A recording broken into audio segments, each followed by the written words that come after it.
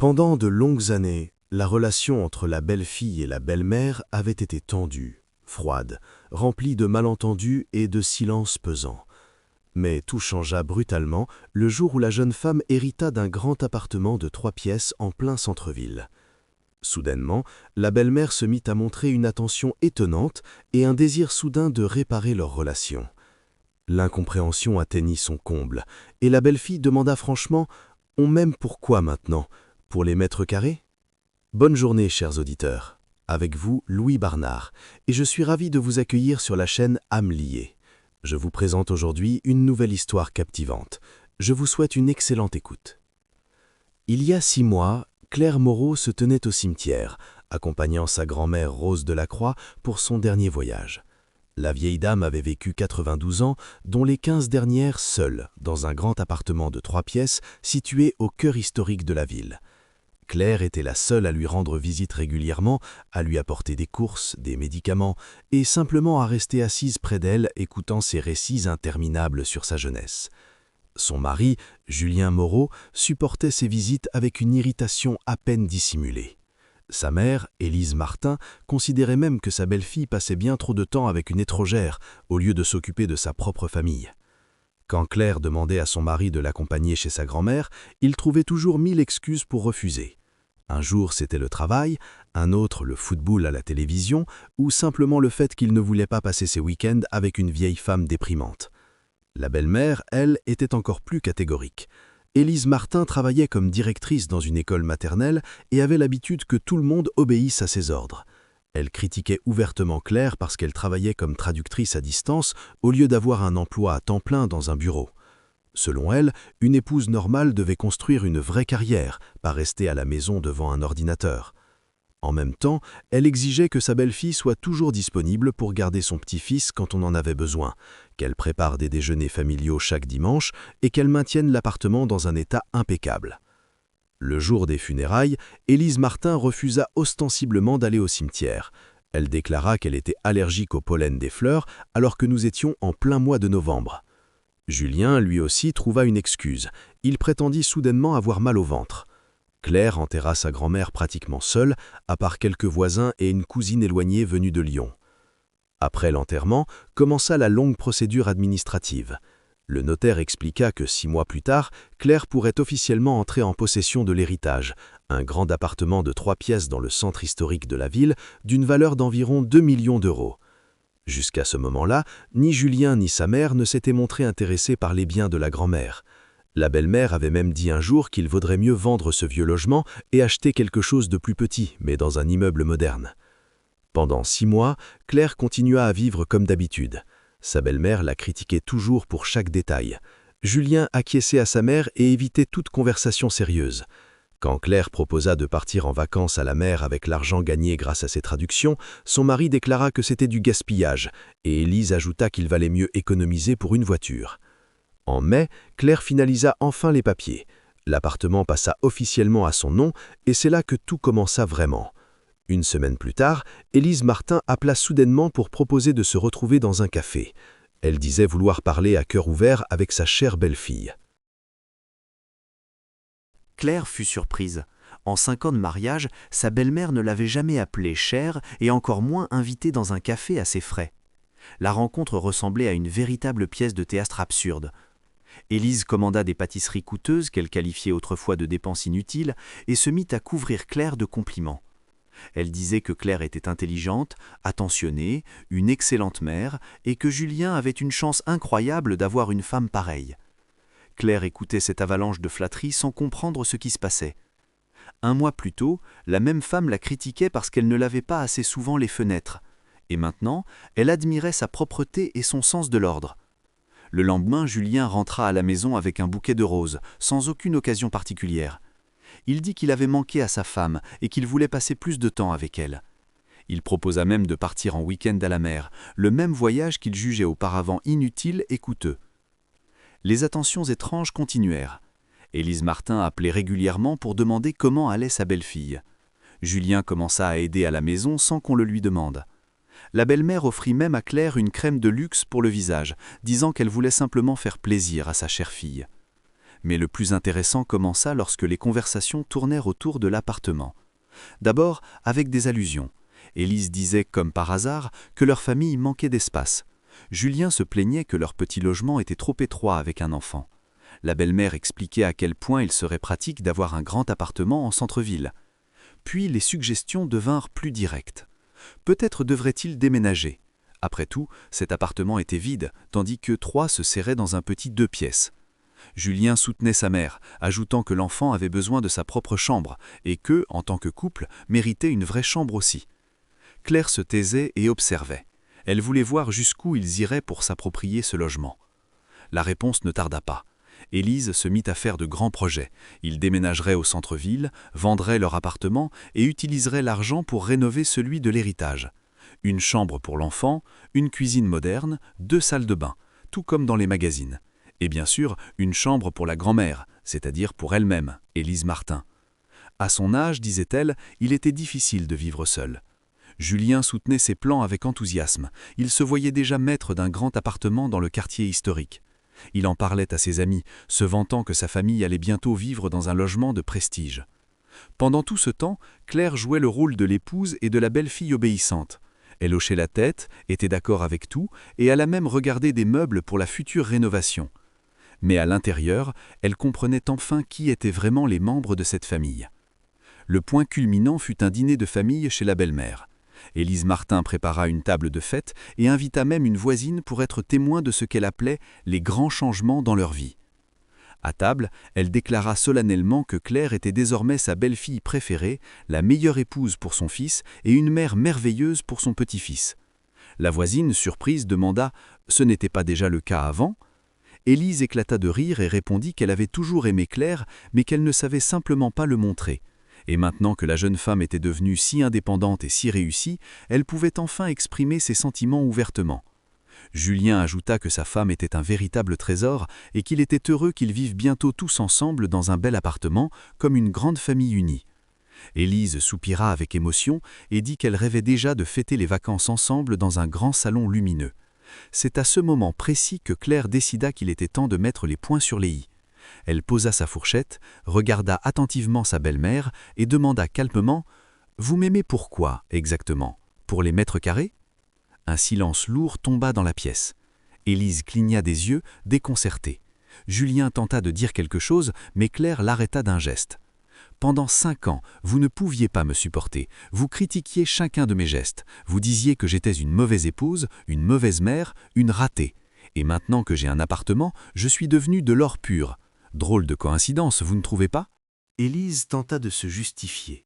Elle parla de ses sentiments retenus, de la nécessité pour la famille d'avoir un grand logement et du fait que l'amour ne s'achetait pas avec des mètres carrés. Claire écouta, puis répondit calmement. « Vous savez quoi? Je déménage dans l'appartement de ma grand-mère, seule avec mon enfant, et vous pouvez continuer à vous aimer dans votre petit logement. » Le scandale fut énorme. Élise cria à l'ingratitude et à l'égoïsme. Julien exigea que sa femme réfléchisse et ne détruise pas la famille pour une simple rancune. La voisine quitta discrètement l'appartement, marmonnant qu'elle avait des choses urgentes à faire, mais Claire resta ferme. Le lendemain, elle fit ses valises et s'installa en centre-ville. L'appartement était en excellent état, sa grand-mère l'avait entretenu jusqu'à la fin. Aucune grande rénovation n'était nécessaire, seulement quelques retouches. Julien tenta de jouer sur la pitié.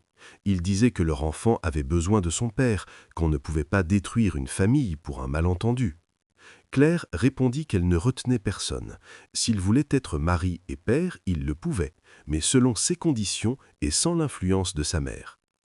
Élise choisit une autre stratégie. Elle raconta à tout le monde que sa belle-fille se prenait pour une riche et avait abandonné sa famille pour une vie luxueuse. Elle expliquait comment, pauvre mère, elle souffrait d'être séparée de son petit-fils. Un mois plus tard, Julien revint en demandant pardon. Il déclara qu'il était prêt à vivre séparé de sa mère pour sauver le mariage. Claire l'écouta et posa une simple question. « Où étais-tu quand ta mère me rabaissait toutes ces années ? Pourquoi parles-tu d'amour seulement après l'apparition de l'appartement ?» Julien ne trouva rien à répondre.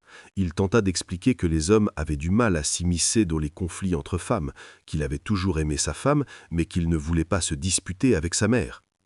Claire répondit calmement. « Tu n'auras plus à choisir, j'ai choisi pour toi. » Le divorce fut prononcé 6 mois plus tard. Élise espérait jusqu'au bout que Claire changerait d'avis et reviendrait. Elle alla même chez elle avec des excuses et des promesses de changement. Mais il était trop tard. Le plus ironique arriva après le divorce. Élise réalisa soudain qu'elle avait perdu non seulement la chance de vivre en centre-ville, mais aussi l'accès à son petit-fils. Claire n'interdisait pas à Julien de voir son enfant, mais elle contrôlait ses rencontres. Pas de visite sans surveillance chez la grand-mère, pas de discours du genre « maman est mauvaise, papa et mamie sont gentils ». Élise tenta même d'aller au tribunal pour obtenir un droit de visite. L'avocat lui expliqua que les grands-mères pouvaient obtenir ce droit, mais seulement si cela servait l'intérêt de l'enfant. Et compte tenu de son comportement toxique et des témoignages, le tribunal ne serait probablement pas de son côté. Julien tenta de refaire sa vie, mais vivre avec sa mère dans un petit appartement ne séduisait pas vraiment les nouvelles prétendantes, surtout quand elles apprenaient l'histoire de son premier mariage. Élise, bien sûr, accusait Claire de tous les échecs de son fils.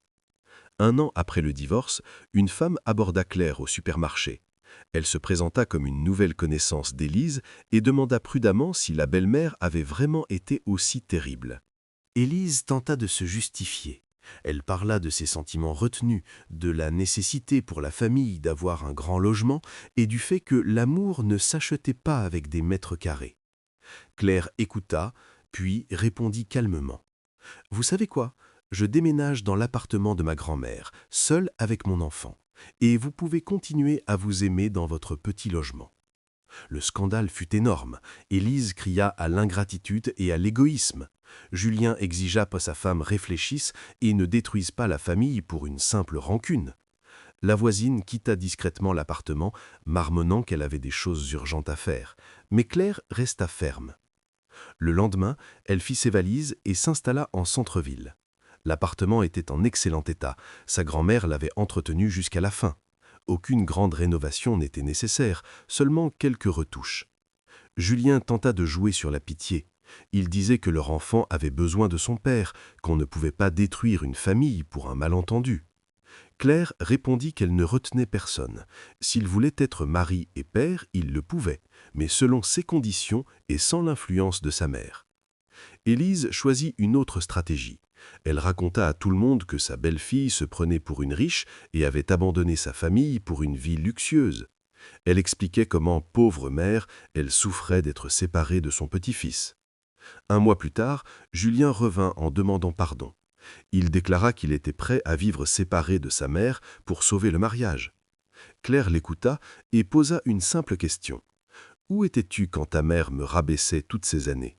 Pourquoi parles-tu d'amour seulement après l'apparition de l'appartement ?» Julien ne trouva rien à répondre.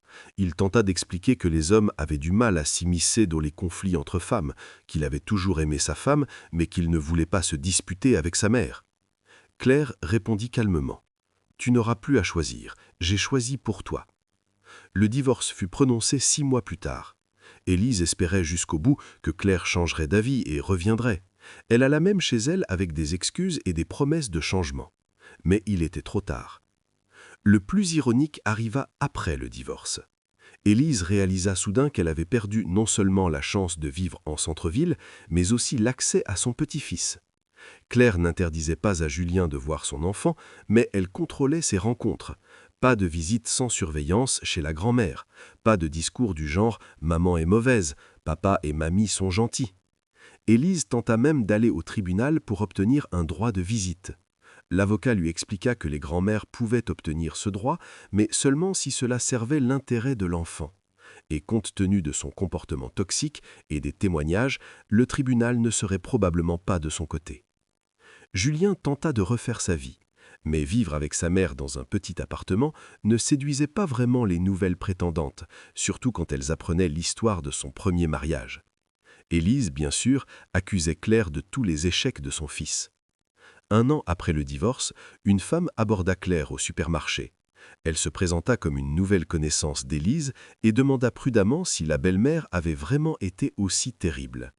Claire sourit et répondit « Certaines personnes ne montrent leur vrai visage que lorsqu'elles pensent pouvoir en tirer un avantage. » 2 ans plus tard, Claire rencontra un homme qu'il aima bien, avant de savoir qu'elle possédait un appartement en centre-ville. Ils se rencontrèrent dans une bibliothèque. Lui travaillait comme développeur informatique. Elle traduisait de la documentation technique. Il s'appelait Nicolas. Il était divorcé, élevait une fille et comprenait parfaitement la valeur des relations honnêtes. Quand Claire lui raconta son histoire, il secoua la tête et dit que certaines personnes confondaient l'amour avec la cupidité. Sa propre mère accueillit chaleureusement Claire et son fils, sans jamais s'intéresser à la taille de l'appartement ni au montant sur les comptes bancaires.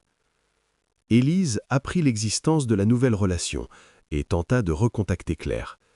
Elle appela pour proposer une rencontre afin de discuter de l'intérêt de l'enfant. Claire refusa poliment, expliquant qu'elle discutait de son fils avec son père, pas avec son ex-belle-mère. 3 ans après le divorce, Julien se maria avec une collègue. La jeune femme accepta de vivre avec lui et sa mère dans un petit appartement. Mais au bout de 6 mois, elle s'enfuit, laissant un mot disant qu'elle ne voulait pas passer sa vie à écouter des leçons sur à quel point la première femme était mauvaise. Élise, désormais à la retraite, se concentra entièrement sur son fils. Elle continuait de croire que tout leur problème était la faute de Claire, qui avait détruit une famille soi-disant unie par orgueil et par avidité. Parfois, l'ancienne belle-mère attendait Claire près de l'école où elle emmenait son fils. Elle essayait de parler au garçon, de lui dire combien sa grand-mère lui manquait. Claire ne faisait pas de scène. Elle expliquait simplement à son fils que certaines personnes n'aiment que lorsque cela leur est bénéfique. 5 ans après ce fameux dîner, Claire construisit une famille solide avec Nicolas. Ils se marièrent, réunirent leurs enfants issus de leur premier mariage et commencèrent une nouvelle vie dans un grand appartement en centre-ville. Les enfants devinrent amis, les adultes apprirent à être une équipe, pas des rivaux. Julien, de son côté, accepta son rôle de père du week-end. Il voyait son fils, mais leur relation restait distante. Le garçon sentait que son père était arrivé trop tard dans sa vie, quand il avait déjà un beau-père qui ne partageait pas son amour. Élise vieillit et s'aigrit. Elle vivait toujours avec son fils, mais maintenant c'était lui qui la soutenait financièrement, et non l'inverse. Julien reprochait à sa mère l'échec de son premier mariage et son incapacité à fonder une nouvelle famille. Leur relation se transforma en une suite de reproches et d'amertume. Un jour, Claire croisa son ancienne belle-mère à la clinique. Élise avait l'air fatiguée et vieillie. Elle tenta de lui parler, mais Claire se contenta de hocher la tête et de passer son chemin. Pas avec colère, mais avec l'indifférence de quelqu'un qui a pardonné sans jamais oublier la leçon. Ce jour-là, en rentrant chez elle, Claire pensa à quel point il était important de distinguer les sentiments sincères des calculs intéressés. Sa grand-mère ne lui avait pas seulement laissé un appartement, elle lui avait laissé la capacité de voir les gens tels qu'ils sont réellement. Et cela, au final, valait bien plus que n'importe quelle propriété.